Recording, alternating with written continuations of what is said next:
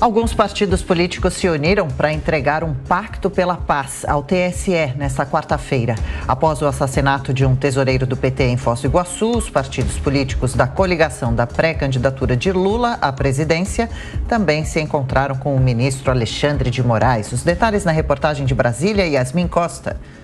Uma comitiva de parlamentares passou pelo Tribunal Superior Eleitoral, todos com uma pauta em comum: paz nas eleições. A agenda foi com o presidente interino do TSE, o ministro Alexandre de Moraes. A primeira reunião foi com representantes do MDB, PSDB e Cidadania. Os partidos apresentaram um manifesto pela paz. No documento, as legendas destacam que não importa de que lado parte a violência, qualquer ato que atente contra a integridade física de qualquer pessoa tem que ser repudiado, condenado e punido com o máximo rigor da lei.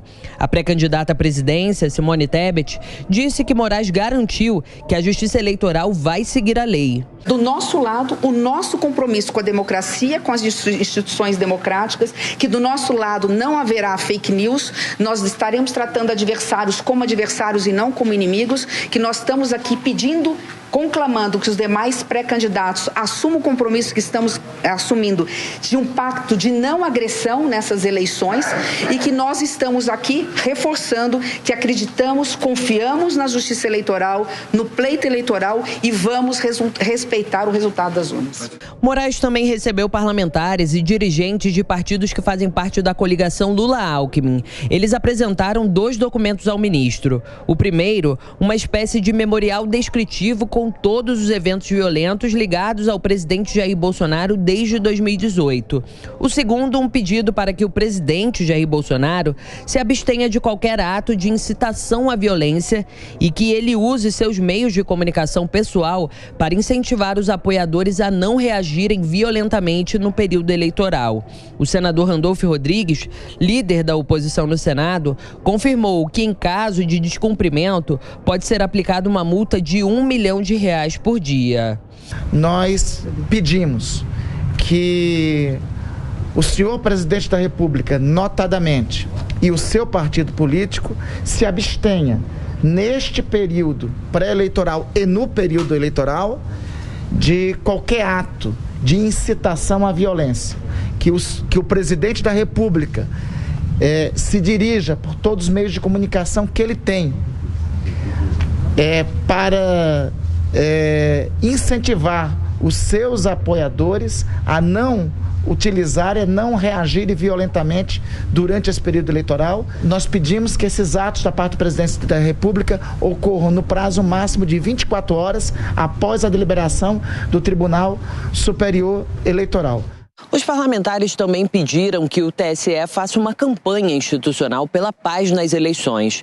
O ministro Alexandre de Moraes sinalizou que o tribunal vai trabalhar com esse objetivo e pediu que os partidos sejam proativos e se manifestem sobre qualquer irregularidade que possa comprometer o pleito eleitoral. A oposição também apresentou uma consulta pública ao TSE para que seja proibida a circulação de pessoas portando armas e a entrada nos locais de votação e sessões eleitorais. No pedido, eles também citam a possibilidade de o porte só ser permitido aos integrantes das forças de segurança que estejam no exercício da atividade. O argumento é que tanto os candidatos quanto os eleitores estão sob elevado risco, inclusive de vida. Roberto Mota, qual seria a intenção da entrega desse documento, o Acordo pela Paz, entregue por MDB, Cidadania e PSDB? E ele pode realmente ter um efeito positivo nessas eleições? O efeito pretendido aí, Adriana, é o que se chama popularmente de lacração. O repúdio à violência, é óbvio, tem que ser total. O problema do Brasil não é violência, o problema do Brasil é crime. Eu tenho explicado aqui, é crime sem controle, provocado pela impunidade. Eu vi nas imagens aí uma parlamentar do PCdoB. É difícil encontrar uma entidade no mundo que tenha estimulado e promovido mais violência política do que o Partido Comunista. Eu vi aí o senador Randolph. Façam essa experiência. Peguem o discurso do senador Randolph em Diadema, tirem o som, fiquem só com o gestual. E aí tentem adivinhar se o senador está falando sobre paz, sobre entendimento. A senadora, a Simone Tebet, candidata Simone Tebet, disse: do nosso lado não haverá fake news. não existe fake news no discurso privado. Cada um tem direito a se expressar. Se a expressão prejudicar alguém, existem remédios jurídicos para isso. Alguém aí falou foi produzido um dossiê com eventos violentos ligados ao presidente Bolsonaro. Olha, existem muitos, mas são eventos de ataques ao presidente Bolsonaro. Eu tenho uma lista longa aqui que não vai dar nem tempo de ler agora.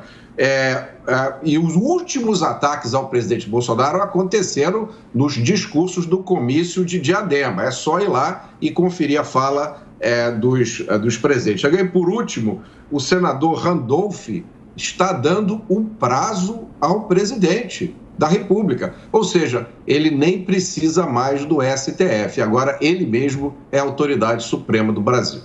Ô Diogo, nós já vimos em outras eleições esse pacto de não agressão, mas é que a discussão desta vez vai além disso, né? Uma questão talvez de violência, até mesmo física.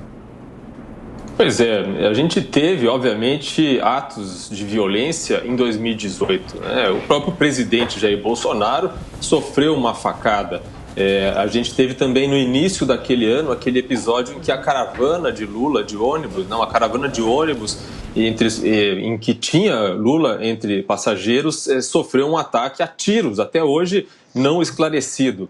Então há atos de violência, houve atos de violência no passado, mas este ano tem a possibilidade, né, infelizmente, de ser um ano especialmente violento do ponto de vista da violência política.